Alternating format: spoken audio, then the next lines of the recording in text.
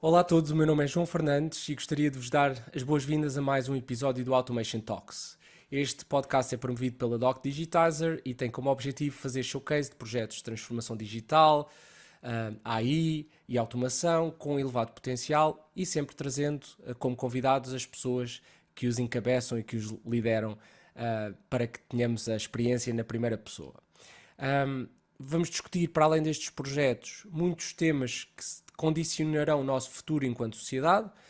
Futuro esse onde os seres humanos terão que interagir com softwares, máquinas, robôs, algoritmos, que em alguns casos nos facilitarão a vida, noutros tantos levantarão-nos aqui alguns desafios enquanto espécie.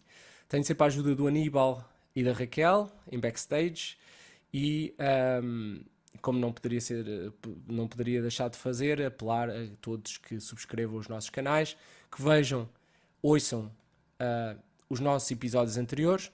A nossa página deste podcast está disponível em docdigitizer.com. Podem aceder lá e terão acesso à página do Automation Talks. O podcast está disponível em todas as plataformas habituais e, muito recentemente, começámos a lançar no YouTube, a pedido de muitas famílias, versões destiladas ou resumidas destes podcasts, que normalmente têm 1 hora, em metade do tempo, em meia hora. Portanto, para quem tem pouco tempo e quer a versão resumida, pode ir ao YouTube e encontrar agora daqui para a frente. E também subtitle in English, portanto, com legendas em inglês, portanto, tornam os conteúdos mais internacionais. Sem demoras, e hoje vamos falar aqui de um tema super sensível e na moda, que é a cibersegurança e segurança informática.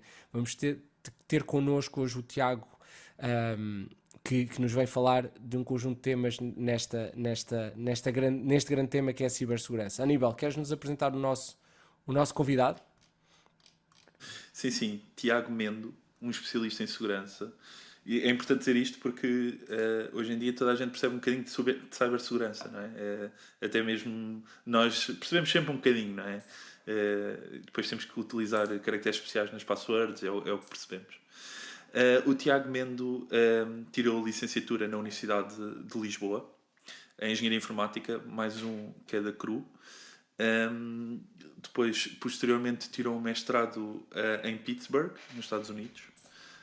O que logo aí os grandes especialistas de segurança vêm sempre dos Estados Unidos. Ou da Rússia. Sim. Agora é mais da Rússia. Exato. Começou a carreira desde cedo na Portugal Telecom como software engineering. Depois começou por criar uma equipa dentro da Portugal Telecom na Sapo. Sapo aqui o animal, para a malta não confundir com SAP. Onde começou uma equipa de web security. Posteriormente passou pela Bright Pixel, sempre na parte da engenharia. E onde chega hoje aos projetos interessantes, que é o Cobalt.io e o Probably. Duas plataformas do qual tem o seu cunho de projeto pessoal, duas plataformas de segurança, onde estamos aqui para falar e para perceber qual é que é o enquadramento de segurança em Portugal e na Europa e hoje em dia também no mundo, com o Tiago. Tiago, fiz bem a apresentação, disse tudo bem? Sim, praticamente tudo. Deixar-te subires a parada para dizer que eu sou um especialista de segurança foi uma pressão imensa. Mas pronto, sim, vamos dizer que tenho alguma experiência, quase 15 anos de experiência em segurança da informação. Então isso é um sénior, pá, está feito. Sim. Tiago, o tema da segurança não foi um tema que teve sempre na voga e hoje, se já ouvimos falar muito desse tema, é também porque ele já chegou ao mainstream, não necessariamente pela segurança em si, mas pelos breaches que têm existido.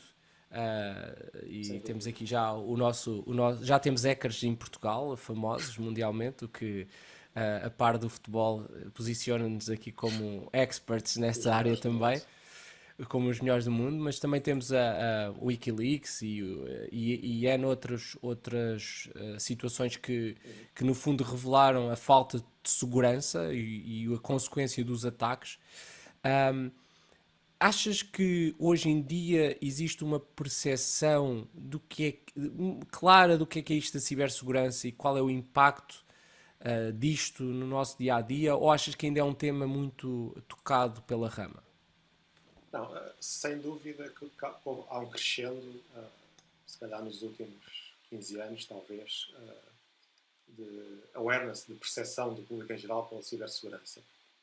Se calhar há 20 anos atrás, cibersegurança era algo que não nos preocupávamos, também porque o nosso envolvimento com plataformas online, com telemóveis, com computadores era mais reduzido, não era? Portanto, havia menos coisas nossas, dados pessoais para expor, portanto, identificávamos menos com esse problema. Mas desde então, tudo o que é dados pessoais, toda a nossa vida está online e depende de plataformas eletrónicas e fazemos tudo à distância e cada vez mais os dados estão disponíveis e têm que estar disponíveis e isso basicamente expõe os dados ao mundo, não é? Os dados na internet estão acessíveis a toda a gente, portanto isso leva a mais ataques levam eventualmente a notícias e de vez em quando já temos telejornais a serem abertos com notícias de cyberataques, como lá, os supostos ataques russos às eleições nos Estados Unidos, os ataques do Rui Pinto a diversas entidades nacionais e internacionais, ataques a serviços que todos nós usamos, como o WhatsApp ou o Google, ou até às vezes a empresas portuguesas. Portanto, sem dúvida que há uma awareness muito maior. Hoje em dia, qualquer pessoa, sei lá, a geração dos nossos pais, reconhece a palavra cibersegurança, pode não saber definir, mas percebe o que é. E isso, na prática, nas empresas, traduziu-se num aumento da awareness, de percepção muito grande. Portanto, claramente, É de forma transversal ou achas que isto ainda é um tema muito para as grandes empresas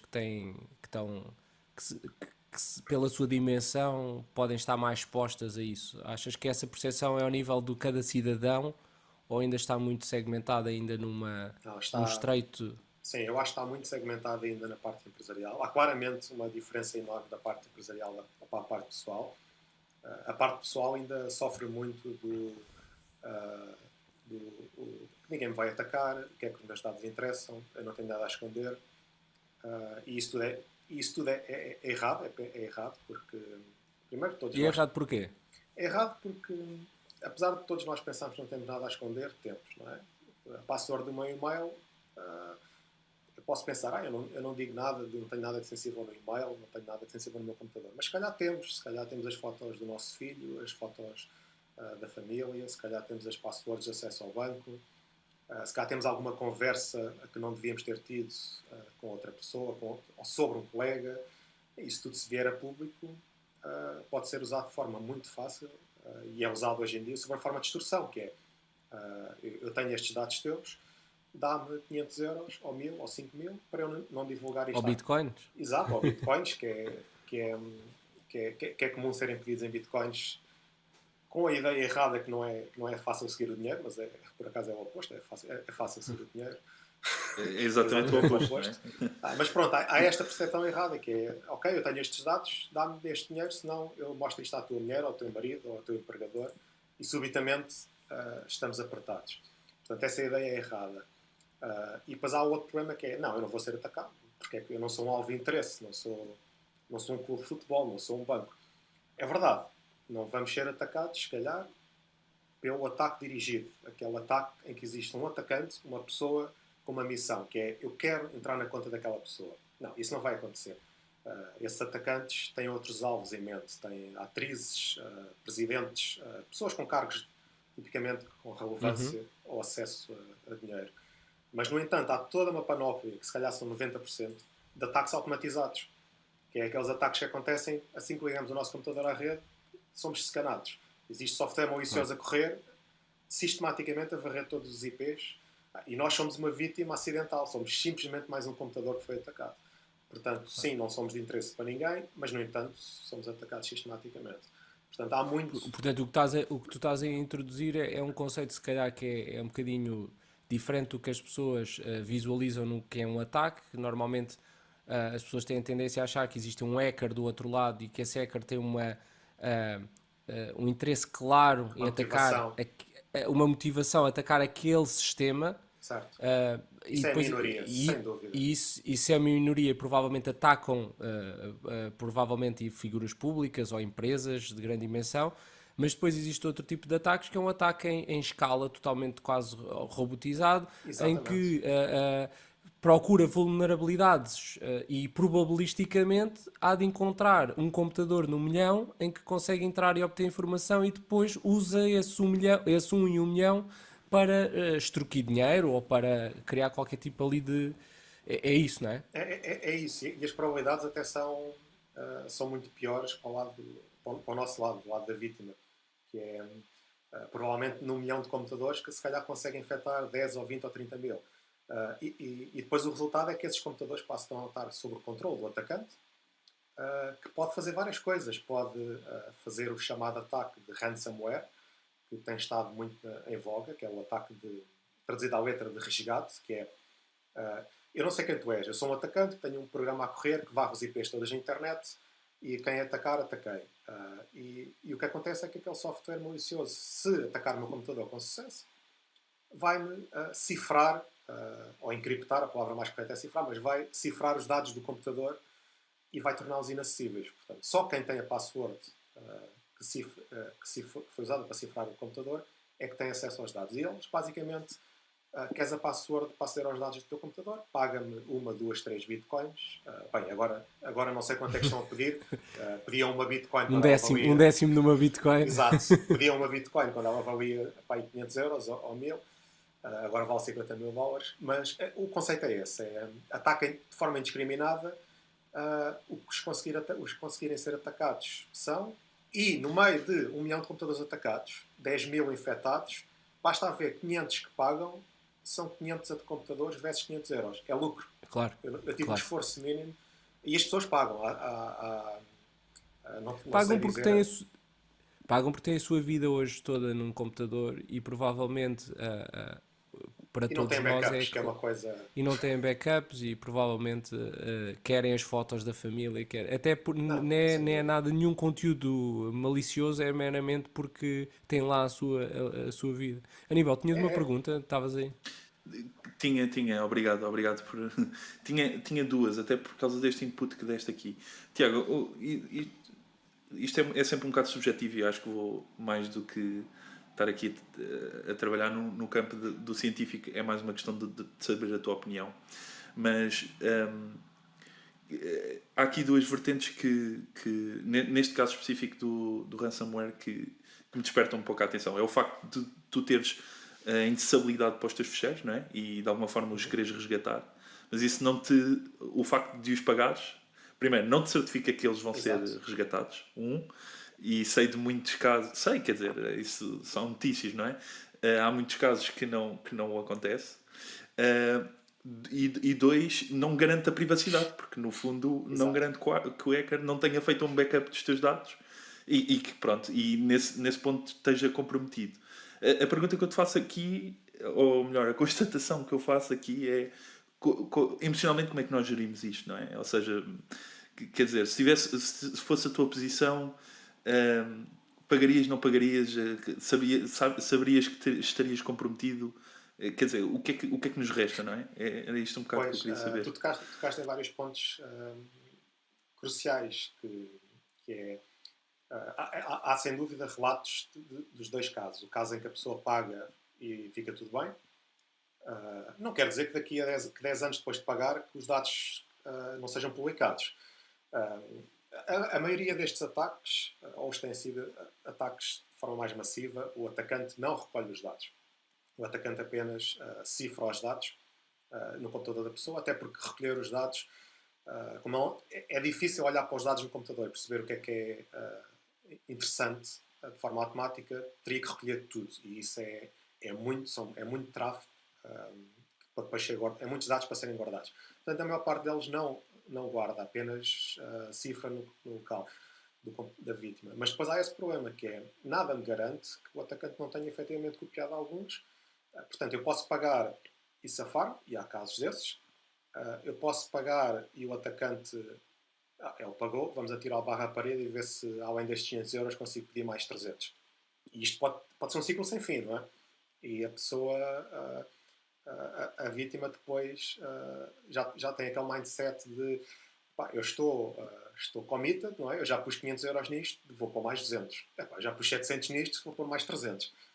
Portanto, há esse problema todo. E depois disto tudo, até pode ter acesso aos dados, mas o atacante pode ter uma cópia deles e pode dizer, epá, olha, se não queres que eu publique os dados, dá-me mais meu. E isto pode ser um ciclo sem fim. No meu caso pessoal, eu não sou o exemplo, quer dizer, não sou o exemplo estatístico. Sou o exemplo na medida em que eu sou um bocado paranoico com os backups. Portanto, eu tenho backups de tudo na minha casa e depois tenho uma cópia desses backups fora da minha casa, na cloud, para precaver-me do cenário dramático em que a minha casa arde ou tenho um problema elétrico e me destrói tudo. Pronto, é um bocado de extremos e isso tem custos. Portanto, eu pessoalmente estaria confortável em não pagar. Primeiro, porque conseguia obter os dados dos backups. E se pagasse, não tinha garantia nenhuma que os dados não fossem publicados. Portanto, eu iria aceitar esse risco e, ok, vou viver no risco dos meus dados serem publicados ou não. Mas eu percebo que a maior parte das pessoas não tem. O problema é que a maior parte das pessoas não tem capacidade para avaliar este risco, para tomar esta decisão. E acha que pagar vai resolver. Mesmo que seja pouco dinheiro para a pessoa, muito ou pouco, não percebe que o atacante pode ter os dados na mesma. Portanto, são questões muito difíceis.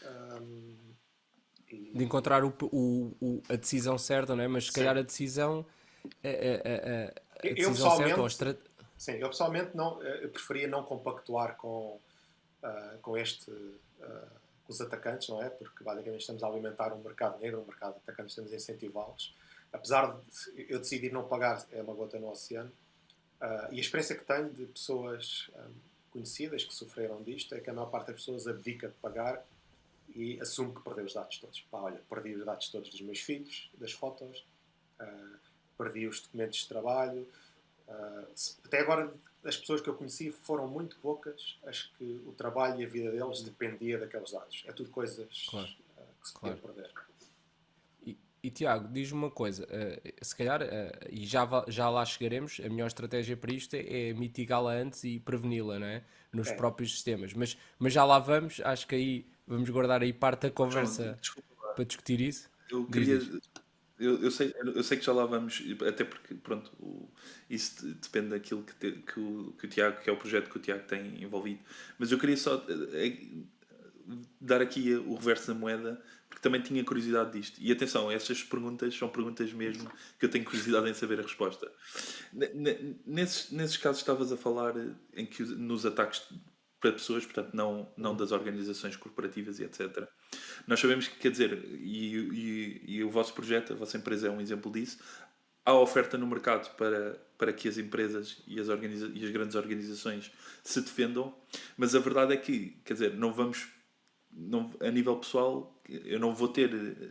Ok, posso ter uma firewall, até posso ter um antivírus, mas. Quer dizer, as pessoas não investem dinheiro em defender-se porque de facto têm muito menos a perder do que as empresas. A pergunta que eu faço é, mais uma vez, como é se isto que temos, portanto, a firewall do Windows, não é? Que a malta não compra uma melhor. Ok, temos o caso das VPNs, mas as pessoas também não compram. Se isto é suficiente, ou neste momento eu só estou a ter sorte de ainda não ser um daqueles IPs que foi Pinterest, não é? pois, E pronto.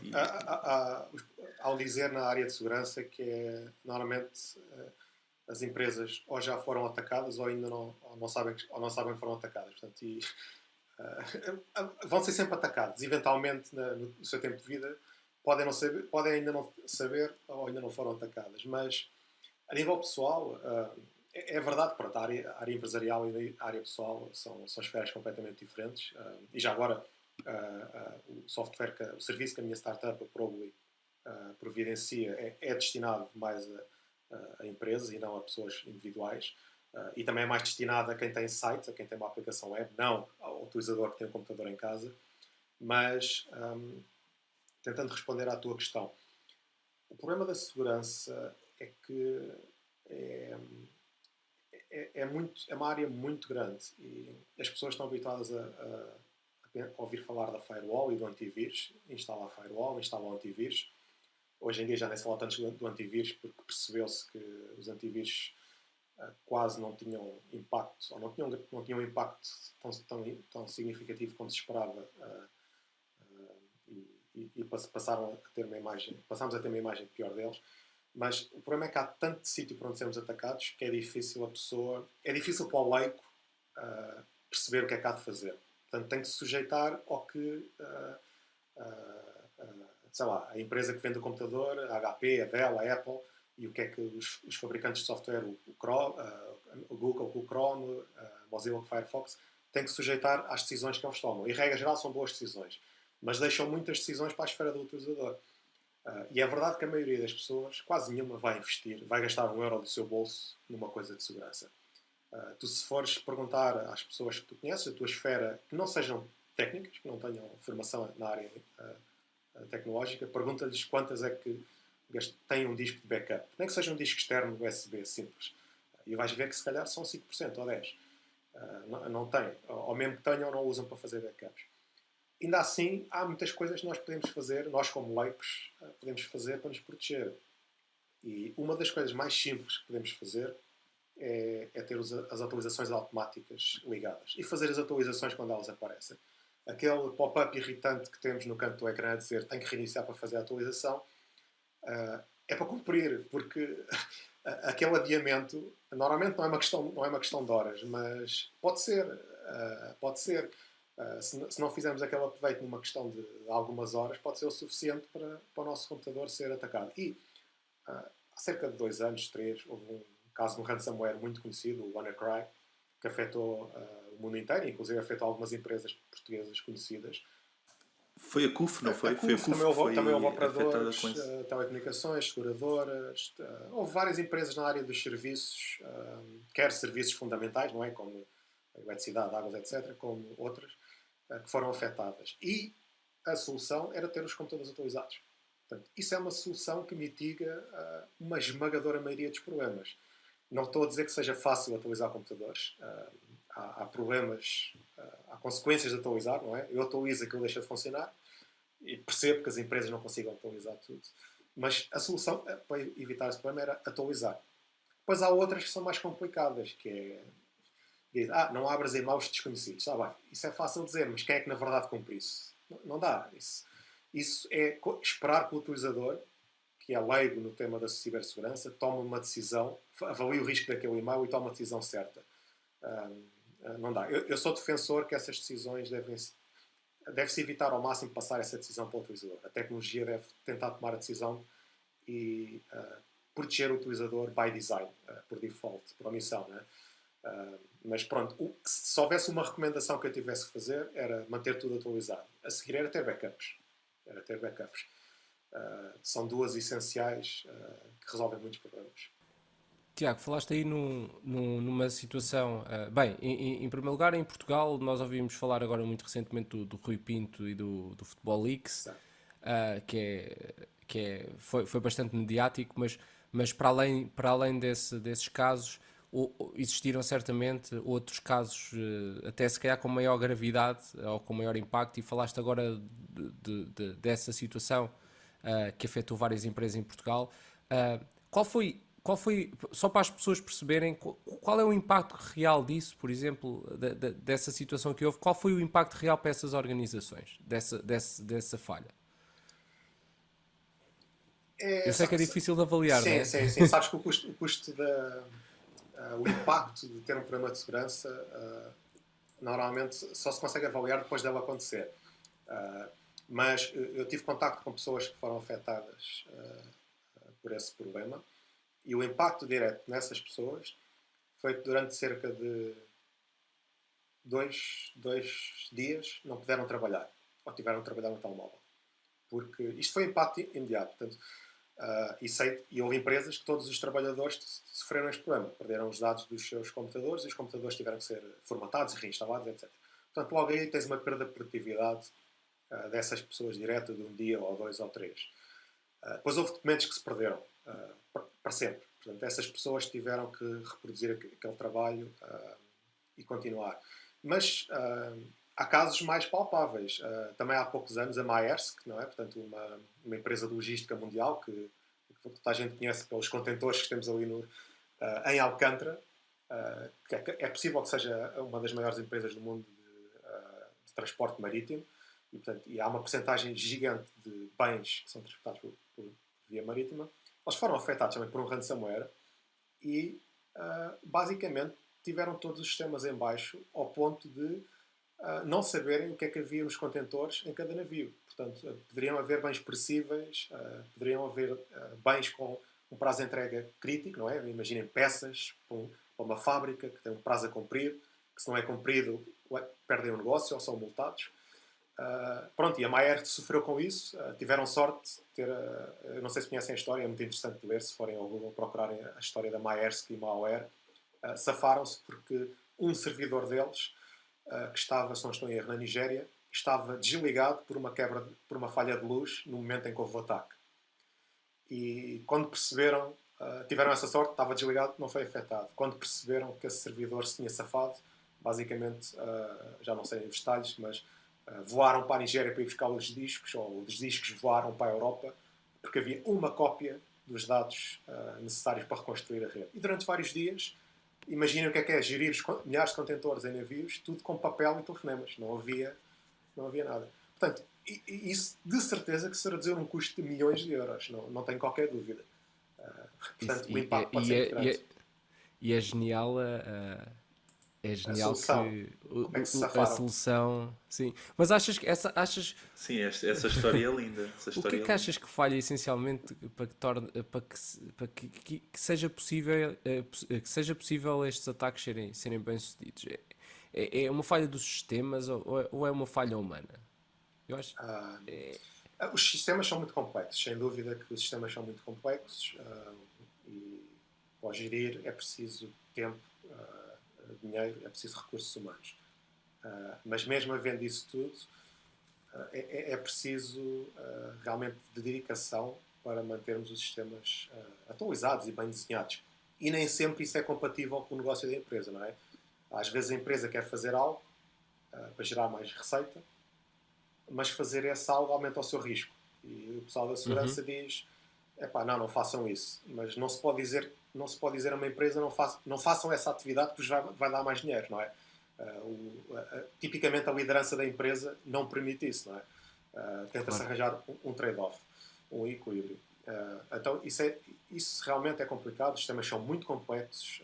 Qualquer empresa que vocês falem, por mais simples que seja, vai ter uma base de dados, que a base de dados é acedida por um back-office, onde os operadores fazem coisas, aquilo usa uma linguagem X, depois o site acede também à base de dados com outra linguagem Y, depois integram com um fornecedor através de uma API que está desatualizada, etc. Portanto, há a complexidade técnica. E depois há o problema das pessoas. É comum dizer-se que as pessoas são o elo mais fraco. É um bocado duro dizer isso, mas é verdade que, por muito seguro que seja um sistema, é frequente que se consiga contornar as medidas de segurança através das pessoas.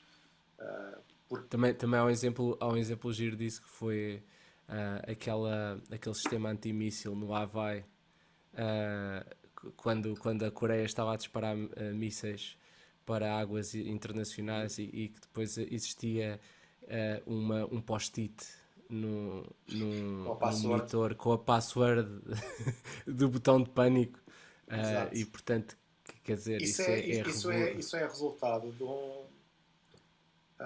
alguém realmente preocupou-se com a segurança desse sistema, dessa infraestrutura, e obrigou, se calhar, vamos supor, a que as passwords tivessem que ser fortes, e aqui eu ponho fortes entre aspas, com caracteres estranhos, etc. E o utilizador humano, não é? Eu quero trabalhar, eu quero fazer o meu trabalho, isto é muito complicado, vou contornar isto escrevendo a password num post-it. E depois não se lembraram que, obviamente, quando são filmados, que a password aparece na imagem. E hoje em dia tudo tira fotos de alta resolução, portanto é só fazer zoom da foto e ver a password. E isso tem acontecido de forma sistemática, não é? Inclusive em Portugal. Inclusive em Portugal. Sim, houve aquele caso também da SIC, acho que era da Tem SIC, havido vários, sim. tinha, Sim.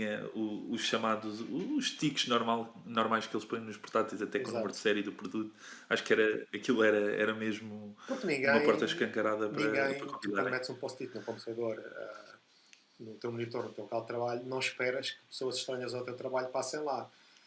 Isso é o que tu pensas, mas se formos olhar para isso de uma forma mais cuidada, vais concluir rapidamente que, afinal, a senhora das limpezas, a equipa de limpezas passa e olha para lá à noite e nós não fazemos ideia quem é que durante a noite vai ao edifício, não é? Vai a equipa de segurança fazer a ronda, vai a equipa das limpezas fazer a limpeza, e não estou a dizer que sejam todas pessoas maliciosas, Hackers.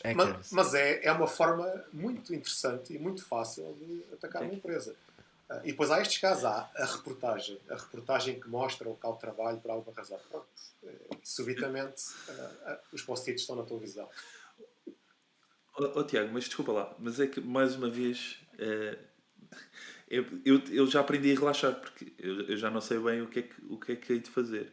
Mas isto começámos, eu lembro perfeitamente, não querendo achar uma última Coca-Cola do deserto, mas lembro perfeitamente no meu ciclo de amigos e conhecidos ter sido dos primeiros a usar passwords fortes, não é? Com caracteres estranhos, porque aprendi desde cedo o quão complexo era e o quanto mais tempo demorava a desencriptar uma password com caracteres estranhos. Impecável. Depois disseram, mas convém que uses passwords diferentes em sítios diferentes. E eu, ok, então tem que ter várias passwords fortes para vários sítios. E agora não me lembro das passwords. Exato. Isso é um exemplo perfeito de... e acontece muito mal. Eu aqui falo contra a minha profissão, que é... Deixa-me só interromper, desculpa. Ainda há uma layer acima, só para mesmo punchline, que é... Depois houve aquela questão de teres um manager de passwords, em que tens uma password muito forte para proteger todas as outras. E depois disseram, mas tens todas as passwords concentradas num sítio, então e se esse sítio é comprometido? E eu digo, ok, desisto. Prefiro, tenho saudades da QWERTY 1, 2, 3, 4, 5. A conclusão é exatamente... demonstra o problema, que é, ok, alguém te apontou o problema, mas não te deram uma solução razoável. Eu não estou a dizer que seja 100% segura, porque 100% segura não existe. A segurança tem dois conceitos muito importantes. Um é a continuidade, que é a segurança tem que ser sempre um processo, a toda a hora, não é tipo, isto está seguro agora, estou descansado. Não, está seguro agora, tenho que garantir que está seguro amanhã, depois da manhã. E o outro é ser... é que não é 100% segura. Portanto, é impossível dizer que algo é 100% seguro. Portanto, tem que se arranjar equilíbrios. E, nesse caso, disseram, ok, agora tens que usar passwords com caracteres estranhos. Agora tens que usar passwords diferentes em cada site. Agora tens que guardar as passwords num sítio que já são muitos. Mas afinal não podes ter todas no mesmo. Ok, o que é que eu faço? Isto não resulta. Nós não podemos dizer isto às pessoas porque elas não sabem o que é que vão fazer. Portanto, a segurança tem que ser aumentada, mas tem que ser de forma razoável, porque senão é garantido que a pessoa vai arranjar uma forma alternativa de não ter o trabalho de todos os dias pôr uma password do tamanho de um comboio. Se a password é igual, se eu todos os dias tenho que pôr uma password do tamanho de um comboio, se calhar vou escrever a password aqui, ou vou dizer que a minha password é cão, gato, cão, gato, cão, gato, cão, gato. Portanto, tem que se arranjar compromissos. Tem que se arranjar... os profissionais de segurança têm que ter a consciência que não podem simplesmente dizer implemente-se isto, que isto torna a aplicação segura. Tem que se arranjar um equilíbrio entre tornar a aplicação segura, mas ser usável para os utilizadores. Porque é verdade o que tu disseste, se as passwords tiverem caracteres... aliás, o maior critério de segurança para uma password, já agora, é o seu comprimento. Quanto mais comprida a password, melhor. Ponto. Os caracteres estranhos podem adicionar algum benefício, mas o fator principal é o comprimento da password. As minhas passwords, as minhas passwords tipicamente têm 30 caracteres, no mínimo, e às vezes têm caracteres estranhos, mas normalmente tem só um caractere estranho. O resto são tudo letras. A, B, C e números. Tiago, é uma frase. Nem sequer, É uma frase, não é? Confessa aqui. É uma frase que faz nem sentido. sequer, nas minhas nem sequer são uma frase, porque depois eu guardo-os no password manager. Mas sim, mas deixa-me só voltar atrás. Temos aqui uma recomendação, então. Temos. O Guardá-las que tu no disseste é password uma manager. recomendação. Ok, se eu tivesse que dar uma recomendação, mesmo que não seja perfeita e é sempre discutível, sim, as vossas passwords devem ser complexas. E o complexas é não ser QWERTY123, não ser password 456, não ser o meu apelido 123. Ter caracteres estranhos ajuda, os chamados caracteres que não são alfanuméricos, não é? O cardinal, o hífen, o ponto, ajuda, não tenho dúvidas. Tão ou mais importante que isso é ter uma password diferente em cada site, porque se não tivermos isso, e quase ninguém tem, novamente façam um inquérito às pessoas à vossa volta e vão descobrir que a password das finanças provavelmente é a password do Facebook, que é igual à password do e-mail, que até aqui tudo bem, porque todas estas entidades costumam ter equipas de segurança com alguma dimensão, mas que também é igual à password daquele site onde compraram um livro no Natal de uma empresa muito amadora que se calhar passados uns meses foi comprometido, não é? E subitamente o vosso e-mail mais a password que usavam nesse site está na internet. E como essa password é usada nos outros sítios, é trivial eu pegar nessa password e ir tentar nos outros sítios, não é? E subitamente foi comprometido um site de venda de livros e como consequência foi comprometido o e-mail, o portal das finanças, etc. Portanto, isso é a razão pela qual se deve usar sempre passwords diferentes em cada site. Só que isso traz o problema que tu disseste. Ninguém normal consegue decorar as 50 passwords dos 50 serviços que usa online. E colar 50 post-its também não vai ajudar. Não ajuda e infelizmente não vão ser 50. Se forem ver, é um número abismal. Portanto, aí entra o gestor de passwords, o chamado Password Manager, que é exatamente o que descreveste, Aníbal, que é um software onde vocês registram as vossas passwords, dizem site A, tem o username, normalmente é sempre o mesmo, é o vosso e-mail, não é? E depois tem a password.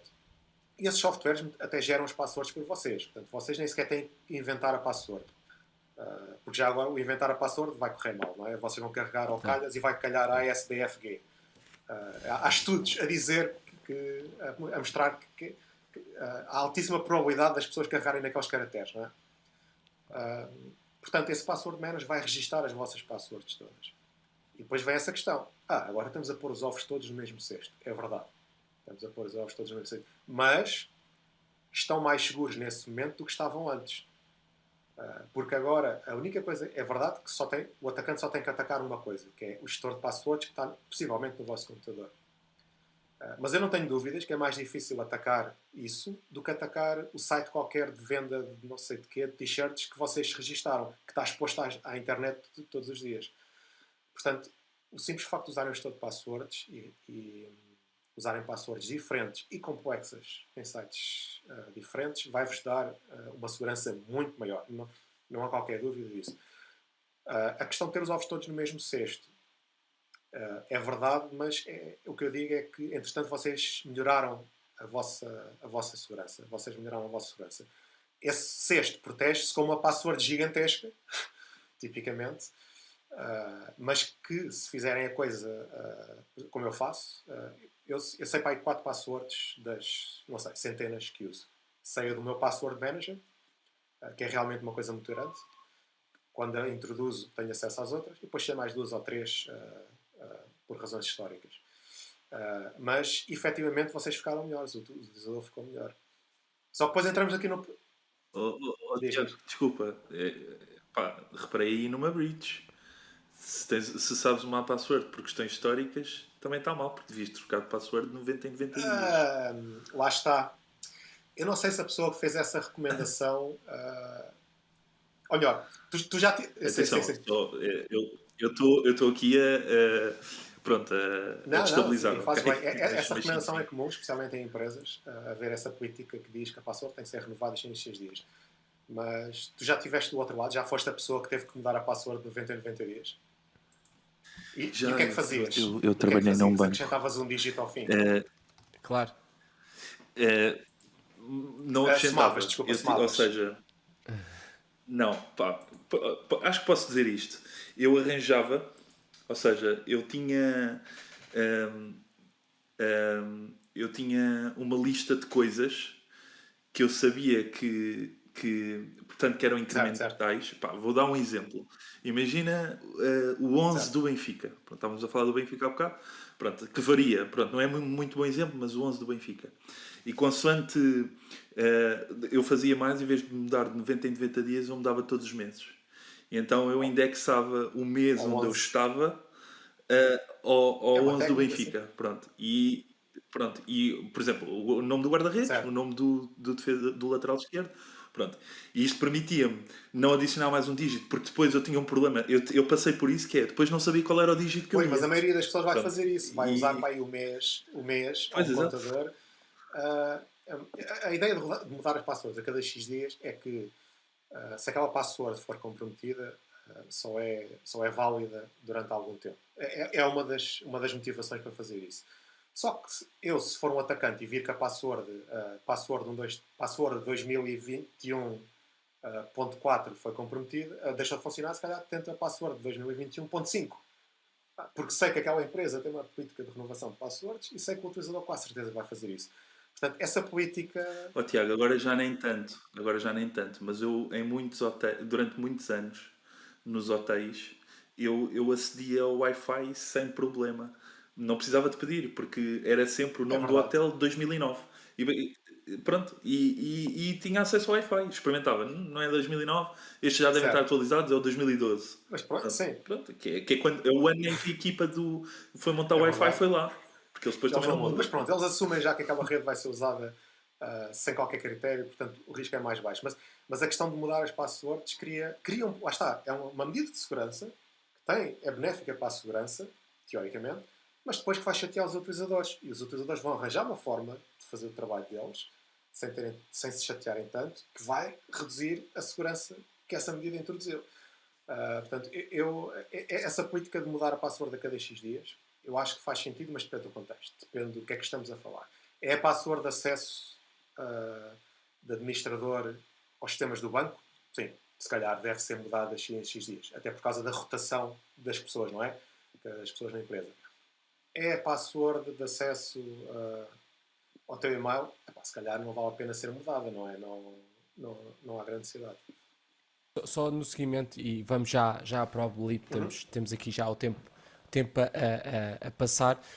Deixa-me só dar aqui à nossa audiência um add-on àquilo que tu disseste do gestor de password. Em primeiro lugar, é importante escolher bem o gestor de passwords e acho que a boa escolha do gestor de passwords vai permitir também ter maior confiança de que o sistema está preparado para ataques. E recentemente eu também tenho como prática usar um gestor de passwords, porque ele não guarda só as passwords, ele permite depois, muitos deles, enquanto estás a logar, automaticamente fazer o preenchimento da password. Exato. O que torna muito mais fácil usarmos passwords de tamanhos muito grandes, porque é quase irrelevante ter 10 caracteres ou 30, porque o Exato. esforço de introdução da password é o mesmo. Exatamente. E para todos aqueles que a seguir a este Automation Talks vão pensar nisso. No caso, eu tenho um iPhone e mesmo o gestor de password já está integrado no iPhone, ou seja, eu quando estou a aceder a uma app, eu posso chamar esse gestor de passwords no contexto do iPhone e ele Exato. vai-me buscar a password, o que ainda torna mais Exato. fácil mesmo ter essa gestão multidispositivo. E portanto eu acho que é um must-have para qualquer pessoa hoje em dia ter um gestor de passwords. Eu pago pelo meu e pago porque o valor é irrisório face Não, às exatamente, vantagens porque que me senão, dá. porque senão não o terias no telemóvel, só terias, se calhar, a versão desktop e subitamente tinhas um Exatamente, problema. Como é que eu passo as passwords? Como é que eu as uso no telemóvel? E claro. davas por ti a E, usar e a- passwords fracas novamente. Exato, e não só porque a rotatividade de logins e logouts é tão grande que às Uhum. tantas não é por 10, 20, 30 dólares por ano que eu não Exato. quero ter uma segurança, um layer de segurança adicional que até me faz refresh das passwords a cada X tempo. Ahm, epá, e lá está, é sem dúvida uma boa dica para quem está a ouvir. Probably. onde é que a Probably... Já agora, João, antes, Diz. podes dizer o nome do teu... Não diz quer o dizer nome nomes porque eu acho que estaria a fazer uma recomendação que cada pessoa deve ter o discernimento de fazer por si. Portanto, deve fazer o Ok. due diligence que tem a fazer, Mas escolher aquela que mas lhe se quiserem, consciência. se quiserem, eu posso dar um Então nome. dá-lhe, Eu Tiago, posso dar dá-lhe. eu pessoalmente uso o OnePassword e É gosto que eu muito. uso também. E Pois, também posso também é o que dizer eu que uso, sim. a minha equipa atual e também a equipa antiga, quando decidimos, ou quando começámos a usar os gestores de passwords, nós fomos fazer o trabalho de casa, fomos tentar testar e analisar a segurança de cada um deles, ou dos que tínhamos em cima da mesa, para ver. Pois, É vocês é diferente, sim. batota. E inclusive até mudámos ao longo dos anos, à medida que empresas iam sendo adquiridas por entidades mais ou menos suspeitas, etc. Portanto, o OnePassword eu acho que é um bom compromisso em termos de funcionalidade, custo e segurança. E também há outro que está a ser desenvolvido recentemente, e este aqui passa publicidade porque é de um amigo meu, e está a ser feito com a ajuda de profissionais de segurança, de quais eu admiro muito, que é o Secrets. Infelizmente eu acho que este só existe para telemóvel. Mas é o que tu dizes, este investimento de 10 euros num ano vale a pena. E isto é giro, porque tu se calhar, há muita gente que não está disposta a isto. Então eu tenho imensos amigos que compram as aplicações para a família. Tipo, eu quero que a minha irmã use isto, eu quero que a minha irmã esteja backups, então eu pus um sistema de backups em casa. Não tens que fazer nada e está a funcionar. Queres um gestor de passwords? Está aqui, usa isto. Pronto, e é uma forma que os meus amigos, mas nós somos um círculo um bocado mais paranoico. Oferecemos estes serviços à família, até porque se a família, E se a VPN família não também tiver tens. seguro, isto depois vai sobrar para nós. Claro. E, VPN também A usas, VPN Tiago? também uso, mas eu admito que uso a minha própria, portanto não posso dizer. Mas sim, eu também uso uma VPN. Pontualmente. E tu, João, também usas VPN? também. Mas eu queria ir à Probably. Probably. Vamos à Probably. Porque Vamos à Probably. onde é que a Probably entra aqui nesta equação? E o que é que vocês fazem ao certo que torna os sistemas mais seguros? Certo. Consegues-nos explicar de forma sucinta? Sim. Agora vou mudar completamente o âmbito, porque nós até aqui falámos maioritariamente da esfera individual, não é? E agora vou falar para a esfera das empresas, no qual o Probably é dirigido. O Probably é um serviço disponível na cloud que automatiza a procura de vulnerabilidades, de problemas de segurança em sites, nas chamadas aplicações web. Portanto, qualquer site que vocês hoje visitem com o vosso browser, no telemóvel ou no computador, ou inclusive ou até mesmo uma televisão, o que seja, está exposto na internet. E o Probably procura problemas de segurança nesses sites, a pedido dos clientes, obviamente. E aqui a grande vantagem do Probably é que Portanto, são os hackers bons. somos os hackers bons. Podes pôr as coisas nesses moldes. Nós somos os hackers com autorização para tal, não é? Porque o cliente autoriza-nos explicitamente a atacar o site. Caso contrário, estaríamos, dependendo do país, a incorrer em crime, não é? Hoje em dia, pelo menos em Portugal, o simples facto de tentares atacar um site não quer dizer que tenhas de ter sucesso. Não tens de ser um bom hacker, podes ser simplesmente mau, mas o simples facto de atacares pode ser o suficiente para estares a incorrer um crime. Se é para ir para a prisão, ao menos consigas, Exato, não é? pronto. Mas pronto, o Probably basicamente é isso. O nosso cliente típico é uma empresa, não é? Nós hoje em dia temos duas versões do produto, uma versão direcionada a empresas mais pequenas, chamadas PMEs, startups, e temos um produto virado para o mercado empresarial, para as grandes empresas. No core, ambos fazem o mesmo, que é o utilizador do Probably pede-nos, configura no nosso site, e isto é tudo de forma autónoma, portanto não é automatizada, não envolve, não é preciso um consultor de segurança ou um ser humano do nosso lado a ajudar. Adiciona ao site ao Probably e configura alguma coisa que tenha que configurar e faz um scan e depois, passado umas horas, tem um relatório com as vulnerabilidades e recomendações de como corrigir o problema, qual é que é o problema, não é? Se é grave ou se não é grave, e consegue dessa forma encontrar os problemas. Mas aqui os dois grandes pontos que o Probably pode ajudar é que isto é tudo totalmente automatizado e pode e deve ser automatizado de forma periódica, portanto, ou seja, todos os dias fazer um teste de segurança, todas as semanas. porque todos os dias há novos problemas de segurança a serem descobertos no software que usamos. Não é? Nós hoje em dia temos que fazer atualizações nos nossos telefones, porque é para trazer mais funcionalidades e para corrigir problemas de segurança. Portanto, todos os dias há novos problemas, todos os dias os sites são modificados. Portanto, e o Probably pode ajudar fazendo estes testes de forma periódica. E achas na tua base de clientes, os teus maiores clientes são, porque existem aqui duas vertentes, não é? Existem empresas que desenvolvem os seus próprios sites, os seus próprios portais, e portanto, só o facto de desenvolverem por si ou tem a segurança built-in na arquitetura, ou então podem estar sujeitos a vulnerabilidades, mas depois tens uma grande fatia de empresas que provavelmente usam já frameworks ou serviços pré-feitos que supostamente dariam-lhes a garantia de que não existiriam vulnerabilidades. Isto é verdade? É muito engraçado esse tema que tu tocas, porque podemos.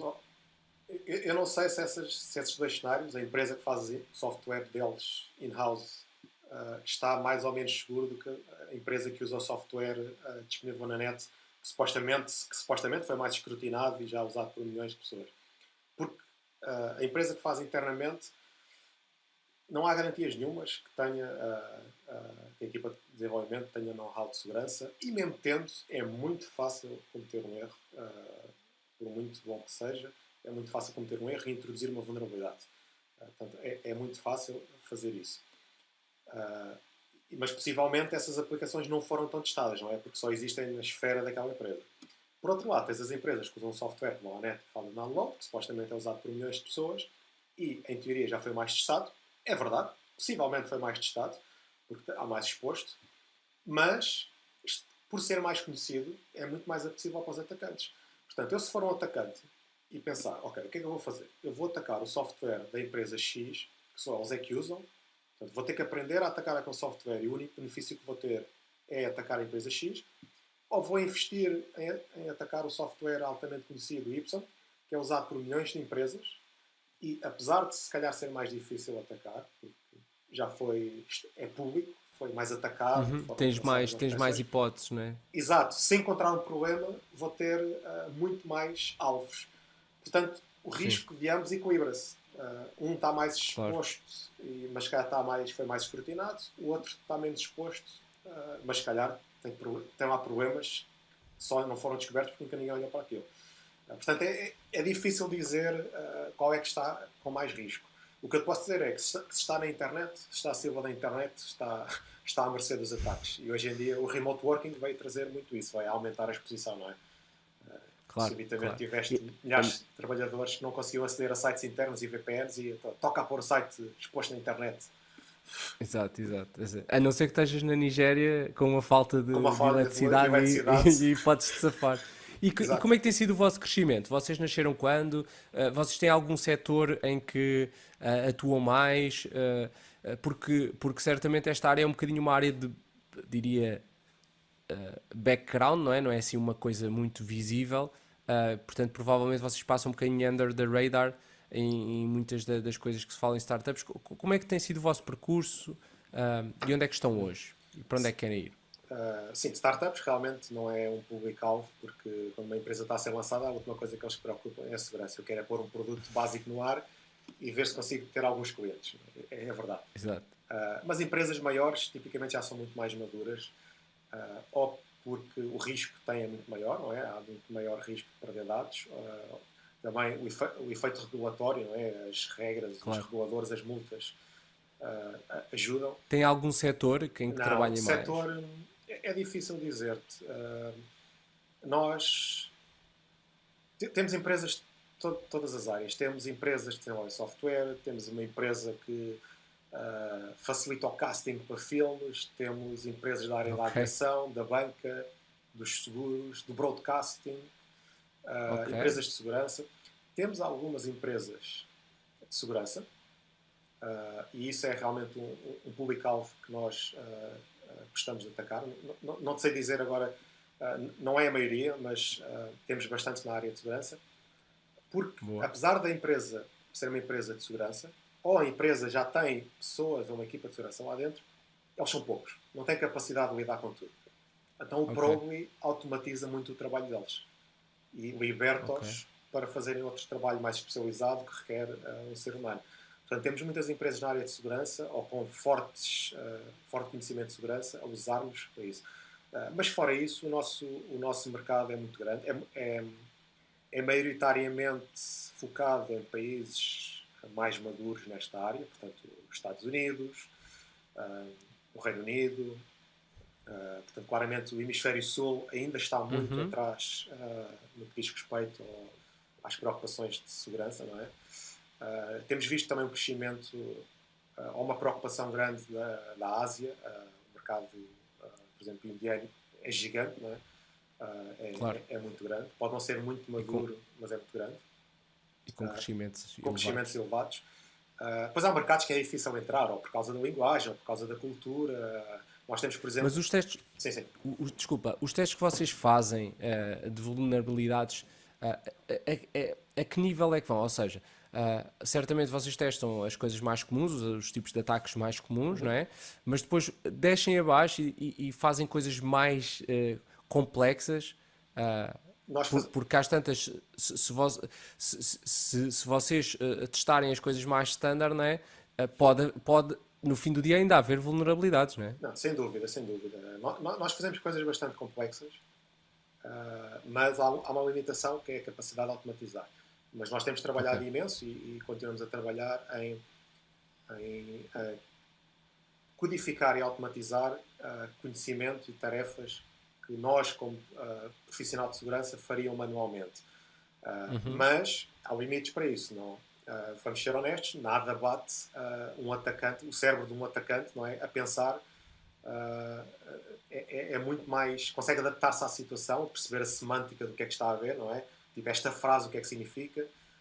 Porque, por exemplo, um certo documento, se calhar se eu vir uma folha de vencimento de alguém, é óbvio para mim que aquilo é sensível, não é? É fácil um sistema automático classificar aquele documento e dizer que é um documento sensível.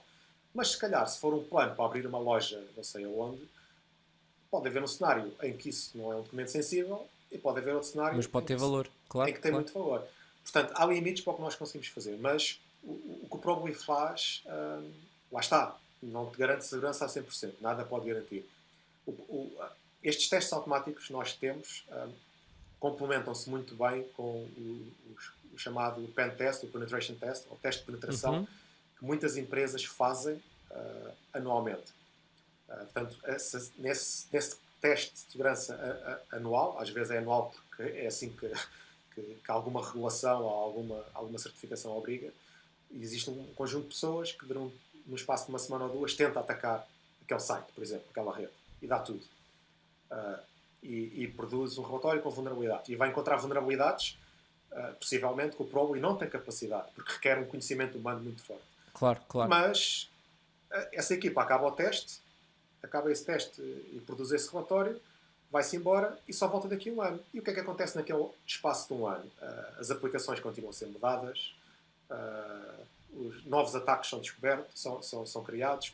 Portanto, é aí que o Probably entra e vai encontrar vulnerabilidades nesse intervalo de forma automática. Mas, obviamente, Claro. nós não vamos dizer que está 100% seguro.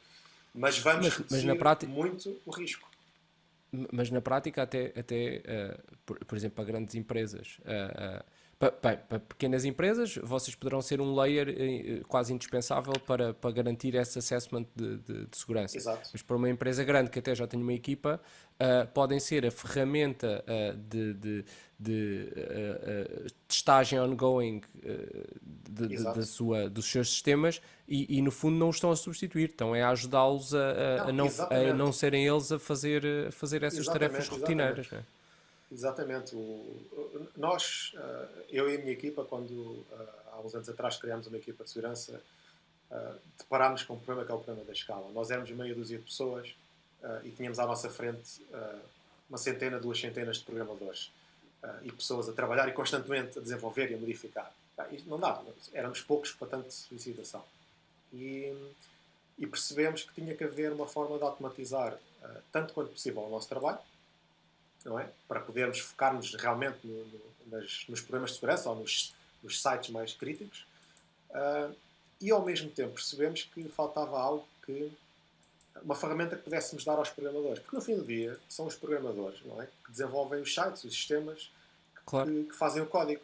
São eles que E que podem corrigir as vulnerabilidades Exatamente. também. São eles que as introduzem, sem querer, muitas vezes, ou por desconhecimento, etc. Mas são eles que as vão corrigir. Claro. Hoje em dia eles já têm ferramentas para corrigir os bugs, para detectar e corrigir os bugs, especialmente para detectar os bugs funcionais, não é? Que o site não funciona. Porque faltava-lhes uma ferramenta para que eles próprios pudessem fazer os testes de segurança e eles próprios pudessem olhar para os resultados e perceber o que é que têm que corrigir. E isto tem a vantagem de eles são mais autónomos, todo o desenvolvimento é mais eficaz e liberta muita equipa de segurança. Pronto, e o Probe aí ajuda muito, porque nós tentamos que não seja simplesmente mais uma ferramenta de segurança que produz um relatório com 100 problemas, que depois desses 100 problemas, vamos a ver, em 90 não são problema. É uma chamada de atenção que se os planetas estiverem alinhados e estiveres a usar o Internet Explorer 5, há um problema. Isto não traz benefício para ninguém, não é? É só ruído no relatório. Claro. O Probe, nós pomos na pele do programador e tentamos reduzir todo esse ruído e fazer com que o programador não tenha que ser um expert de segurança para conseguir olhar para aquilo. Porque ele não tem know-how ou não tem tempo. Portanto, não queremos que ele seja o expert, não queremos que ele vá ao Stack Overflow copiar a solução errada. Não queremos que ele ligue para a equipa de segurança que não existe, muitas vezes não existe. Portanto, nós basicamente é uma ferramenta para dar empowerment aos developers.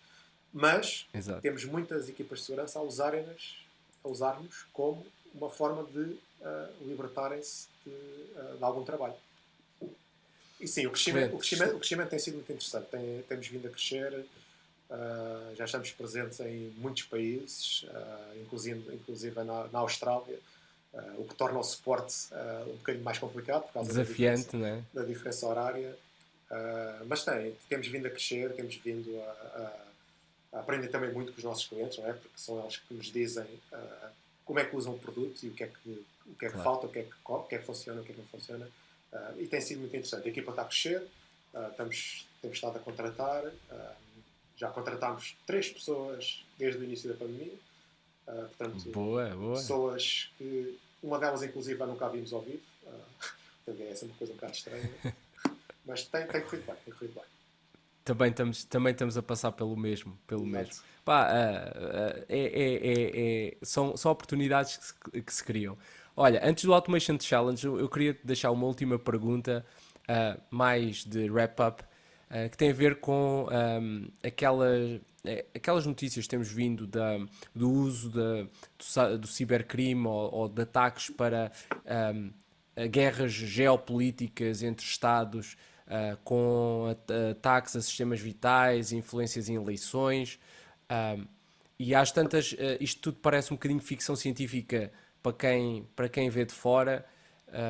E parece assim uma coisa um bocadinho estranha, porque nós ainda estamos muito habituados a ver as guerras feitas por militares em terreno de guerra, e se calhar hoje em dia as coisas começam a não ser tão lineares e começam a acontecer de forma muito mais dissimulada. Exato. Sobre os sistemas tecnológicos de cada país.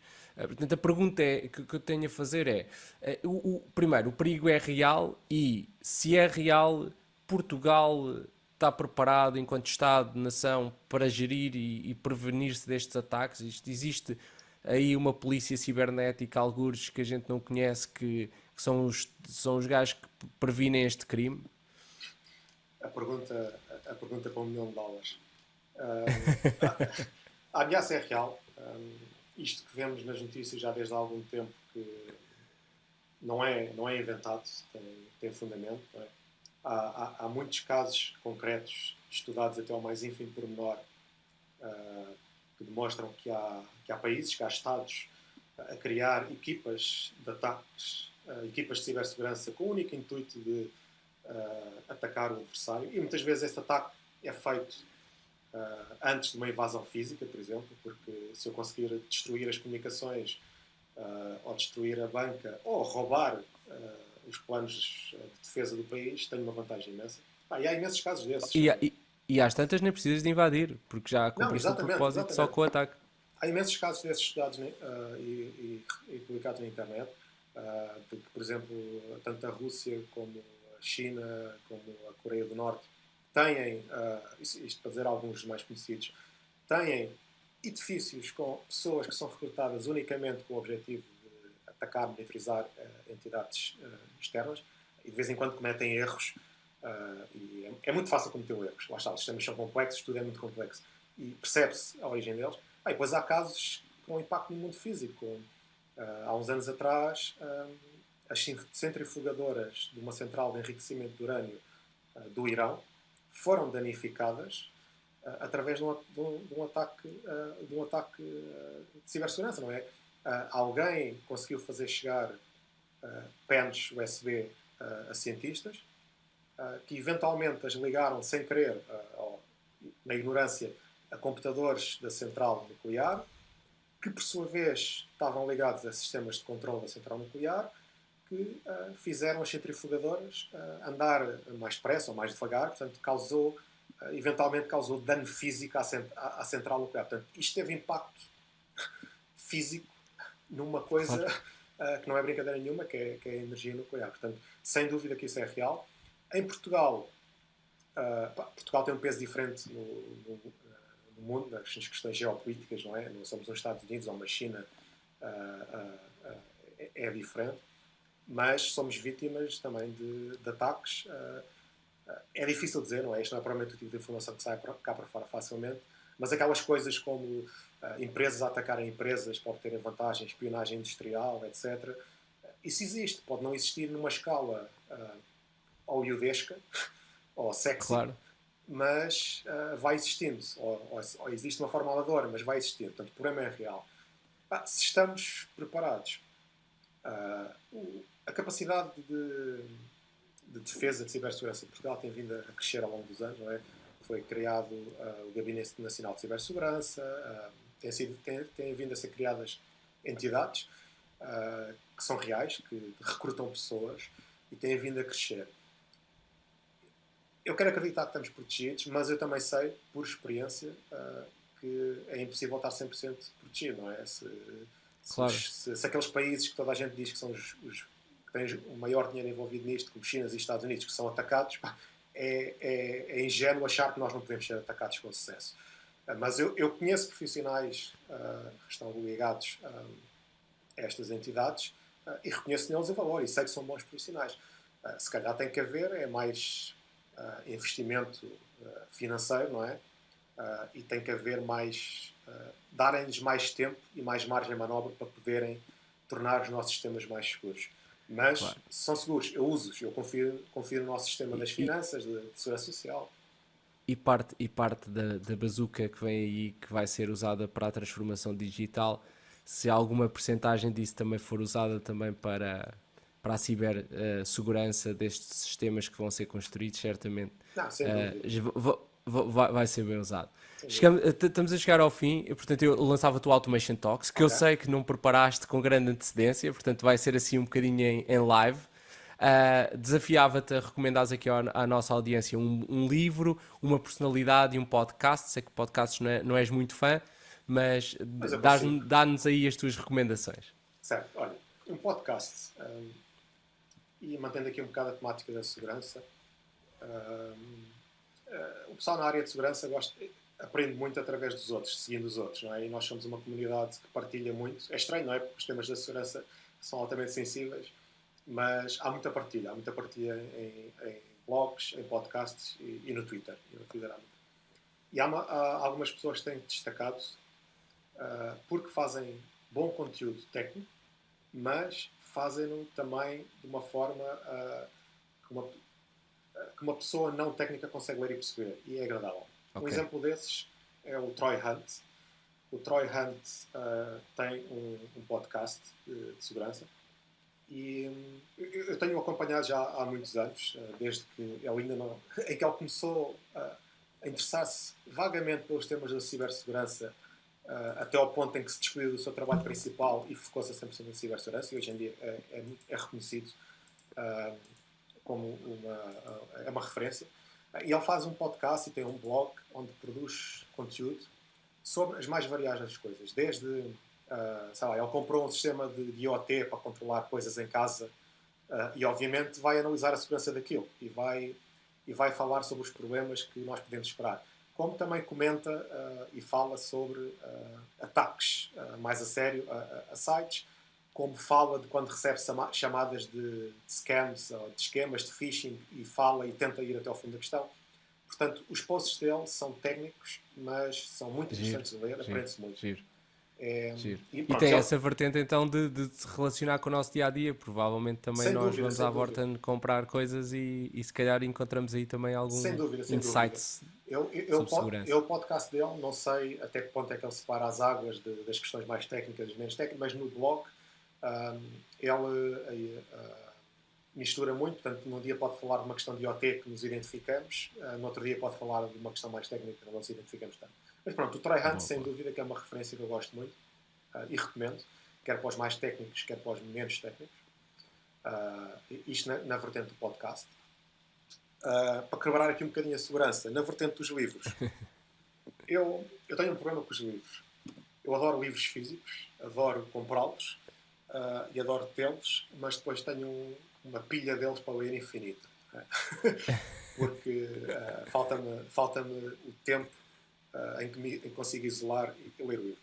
Mas 2 livros que eu tenho gostado. Aliás, um não é um livro, é uma autora que publica vários livros, que é a Svetlana, e eu não vou tentar dizer o nome dela, mas a Svetlana, que se não estou em erro é de Bielorrússia, eu descobri há uns anos, quando ela ganhou o Prémio Nobel da Literatura, e fui descobrir que ela escreve muito sobre experiências na primeira pessoa da era soviética.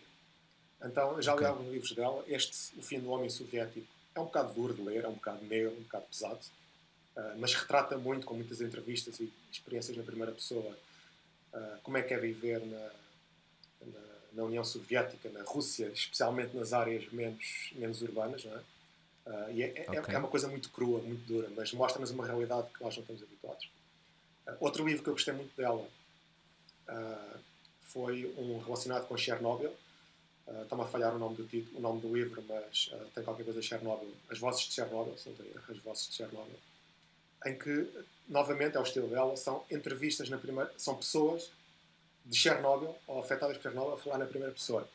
Então, às vezes o próprio discurso é complicado de ler, porque tem as interjeições todas das pessoas e as pessoas a pensar e a levarem o discurso a meio, mas é uma experiência muito intensa. A pessoa apercebe-se do quão duro e como é que foi aquela vivência. Portanto, não tem a parte hollywoodesca, não tem nada de belo. É muito duro. E pronto. Eu gosto muito dessa autora, apesar dos livros serem um bocado fortes. Não é leitura de verão. Gosto muito dela.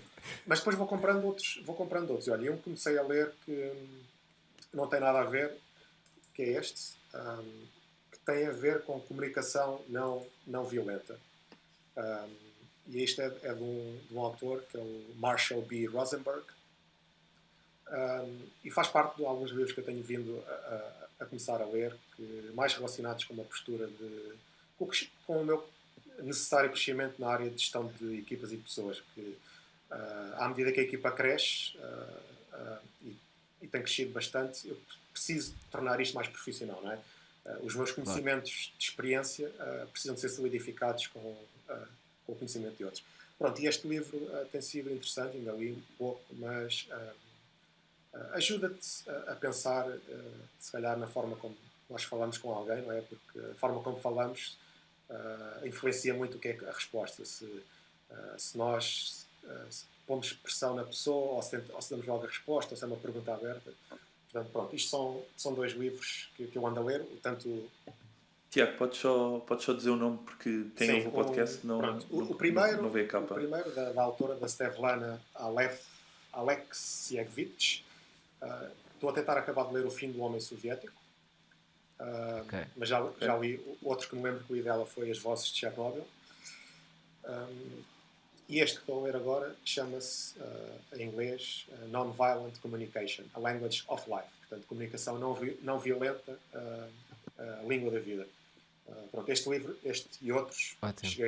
cheguei a ele através de um grupo de profissionais de IT, de um grupo de CTOs, onde partilhamos experiências sobre como melhorar profissionalmente, não é? E como lidar com o nosso trabalho. E alguém recomendou este livro e estou a gostar da recomendação. Boa, boa. Falta uma personalidade, Falta não é? a personalidade, não é? A Exato. personalidade. A personalidade, e como tu disseste bem, eu não tive... a minha preparação para isto falhou um bocadinho, peço desculpa por isso. Mas há duas personalidades... Desculpem. Há duas personalidades que eu quero mencionar, e são as duas de segurança. Uma, sem dúvida, é o Snowden. E eu quero apenas mencioná-lo porque o Snowden, que divulgou as capacidades que a NSA, não é, uma das agências de segurança dos Estados Unidos, tinha, ele fez um favor ao mundo. Ele pôs a vida dele de ganhar $200 mil por ano, a vida confortável, com mulher e tudo, em risco, e tornou-se o inimigo número 1 dos Estados Unidos, não é? E consequentemente o amigo número 1 da Rússia e de outros países. Mas ele, Até ao dia. Mas ele pôs a boca no apito, foi um whistleblower e trouxe uma visibilidade imensa sobre coisas que nós próprios não fazíamos. Ninguém pensava que fosse possível. E trouxe uma visibilidade muito grande sobre o tipo de ataques que um Estado com dinheiro consegue implementar, não é? Que consegue, inclusive, Claro. dizer a fábricas: não, vocês vão alterar os vossos produtos todos para ter isto, para nós conseguimos monitorizar. Portanto, isto trouxe um nível de paranoia e de conhecimento brutalíssimo. Portanto, é ele ter-lhe o chapéu.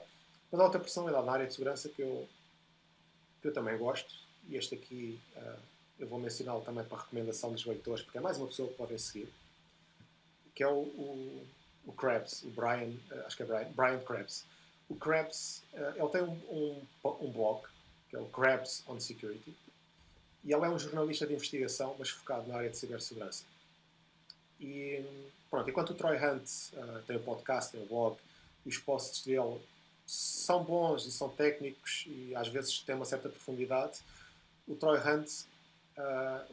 Krebs, normalmente faz investigações jornalísticas mais profundas e mais abrangentes e vai a temas mais de larga escala, como questões que se calhar podem ter impacto em eleições ou coisas dessa dimensão. E ele faz investigações muito profundas e que basicamente os posts dele são histórias. São histórias que são muito agradáveis de ler, tanto para a pessoa técnica como para a não técnica.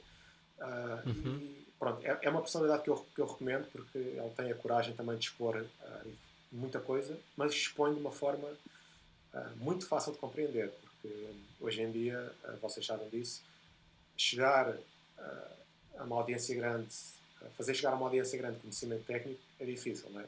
É muito difícil. Muito Pronto, difícil. e ele tem essa capacidade e já ganhou um estatuto de confiança. Influencer. De influencer, exato. E portanto é alguém que nós podemos seguir e confiar. Portanto, estas são as minhas recomendações. Ótimo, Tiago. Olha, gostava de agradecer. Normalmente quem fecha agora é o Aníbal. Portanto, antes do fecho oficial do Aníbal, gostava de te agradecer esta conversa. Acho que foi super útil. Tocámos aqui em várias vertentes da cibersegurança.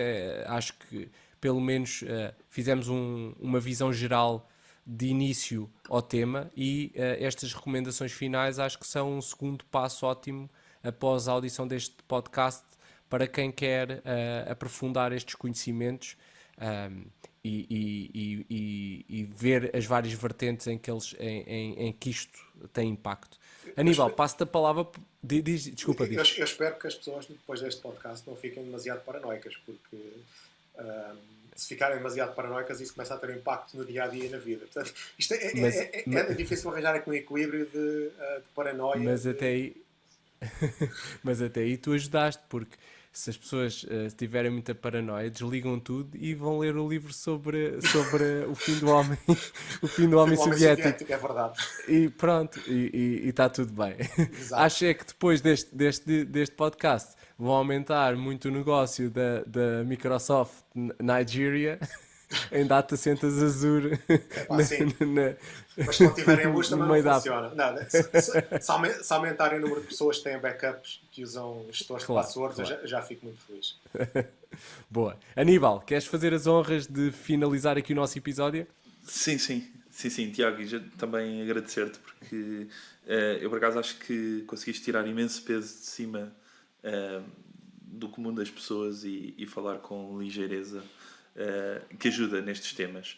Olha, Automation Fact, ok? Que é o fecho aqui do nosso episódio e que acho que vais achar interessantes. Alguns deles, provavelmente, tens escrito na parede do teu quarto, mas tudo bem.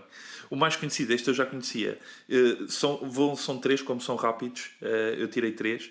O mais conhecido é que, em média, uma empresa, para se aperceber que teve um data breach, portanto um ataque, demora 6 meses para perceber. Ok? Portanto, Automation Fact número 1.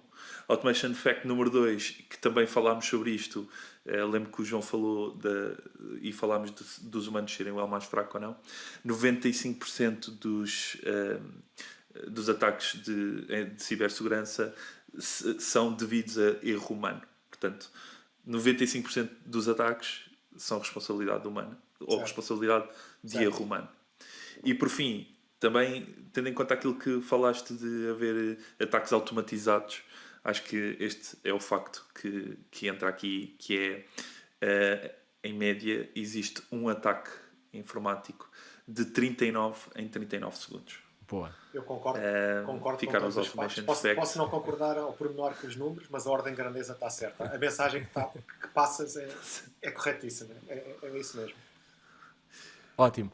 Pronto, foi mais um episódio. Foi mais um Diz, episódio. João, acaba, fecha Subscrevam, acompanhem os próximos episódios, acompanhem os episódios anteriores e sempre, todos os sábados, à meia-noite, sai um novo episódio. Obrigado a todos e até à próxima.